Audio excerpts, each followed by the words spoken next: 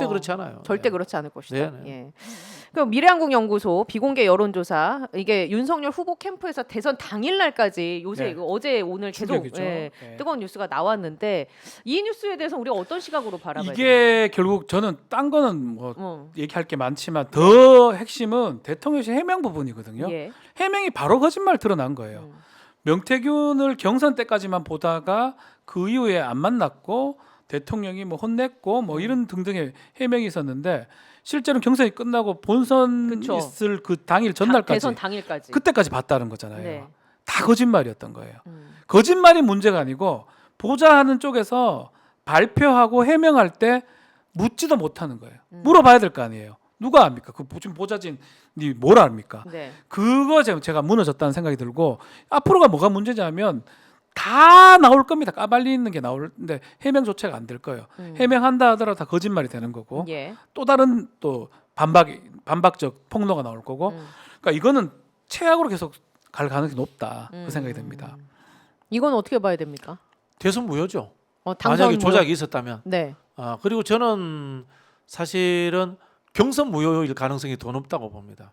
대선 무효보다. 왜냐하면 국힘 그 자료로 활용이 됐었기 그렇죠. 때문에. 그리고 본선 경선에서 여론 조작을 통해 가지고 당선된다는 것은 현실적으로 어렵고요. 다만 이 정치자금법 문제에서 이 여론조사를 받았으면서도 왜 비용을 지출하지 않았느냐라는 부분이 좀 네. 문제가 될 것 같고 그다음에 그것과 관련돼서 김영선 씨의 대가성 공천이 사실이라면은 이거는 이제 국정농단이 되는 거죠. 김건희 씨의 국정농단인데 만약에 그 전에 경선에서 조작된 여론조사를 가지고 윤석열 후보가 대선 후보로 탄생했다. 그럼 경선 무효죠. 그러면 어떻게 되냐? 법률적으로는 어떻게 할 수가 없어요. 대통령 민형사상 소추되지 않기 때문에. 그러나 정치적으로는 이거는 하야 퇴진의 이유가 됩니다.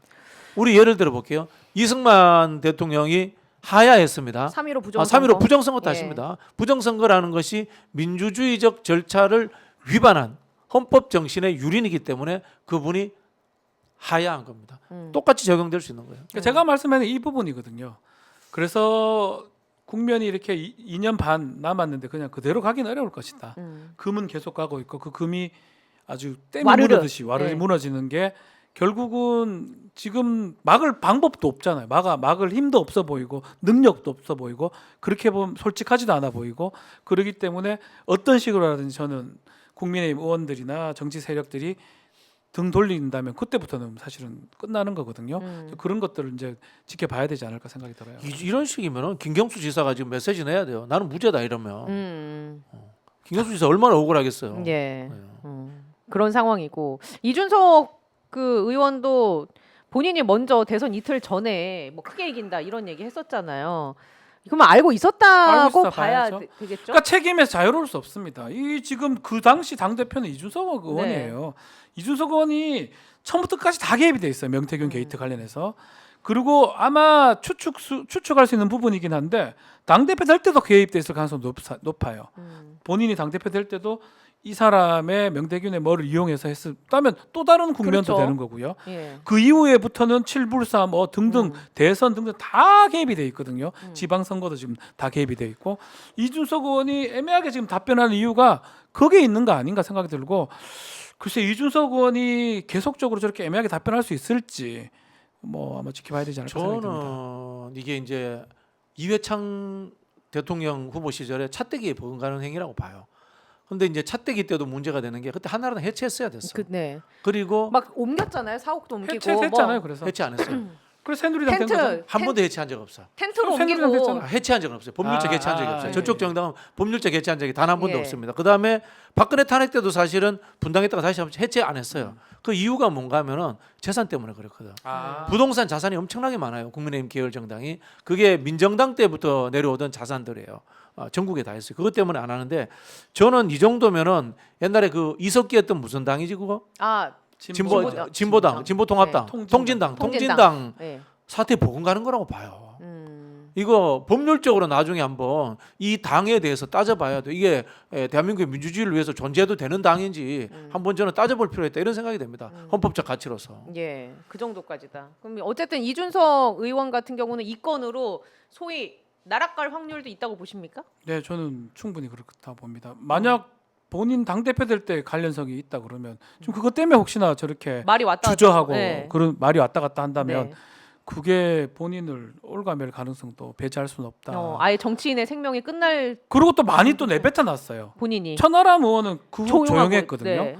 내뱉어 놓은 거하고 다른 게 또 생긴다 그러면 음.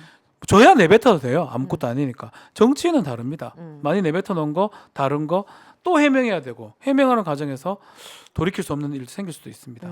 이준석 대표의 그 미래 이 건으로 인해서 나락갈 확률도 있다고 보시는지요?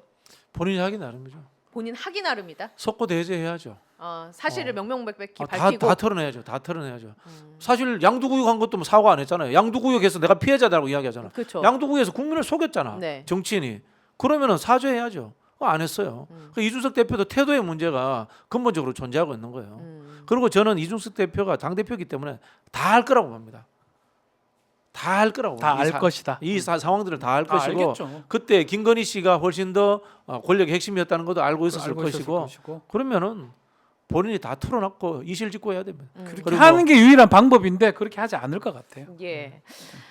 검찰이 이제 명 씨가 과거 실질적으로 그 운영했다는 의혹 받는 그 여론업체 대표를 불러서 조사를 했는데 뭐 특별한 게 나오진 않고 그냥 명 씨가 정권 교체를 위해서 한 몸 바쳤다.